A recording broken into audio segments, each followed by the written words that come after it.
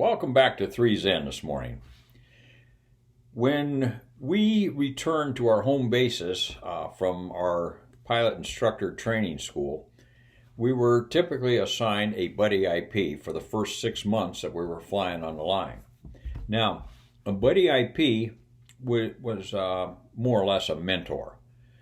It was his duty to sit down, talk to the new instructor about student training techniques, about local area procedures, along with how to use the existing fly-in Air Force regulations and so forth.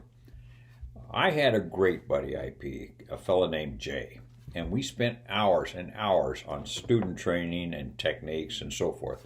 And I can honestly sit here and tell you I became a better IP for having spent the time with Jay, and I'm grateful for the time he spent with me.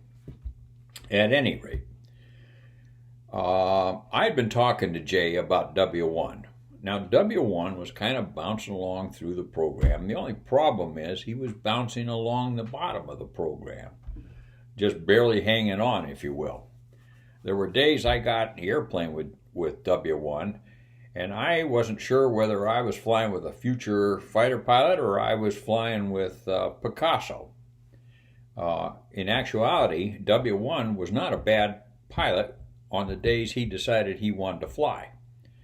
On the other days, it was a crapshoot. And him having been an art major, I was thinking to myself, he probably should go back into art school. But be that as it may, I was talking to Jay about my concern for him. So Jay took him up on an advanced contact ride just to see how he was doing. When Jay came back to the squadron, he walked into the flight room, collared me, and took me into the flight commander's office. And then he proceeded to explain to me what he had just sat through. And he was kind of on fire. Now, Jay was usually laid back, not too excitable, but this particular day, he got my attention. He went on to tell me that W1 was not prepared for the mission. He didn't know the maneuvers they were going to do, even though they had been briefed, nor did he know the procedures for doing those maneuvers, and that just really annoyed Jay.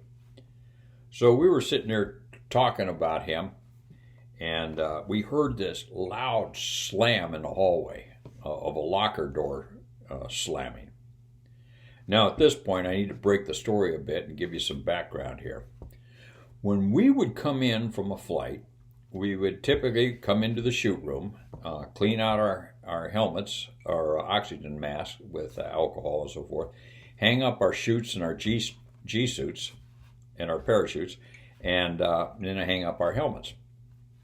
And then the student would often look to the instructor and say, "Okay, sir, 1.1 hours of flying time complete, and what's the grade?"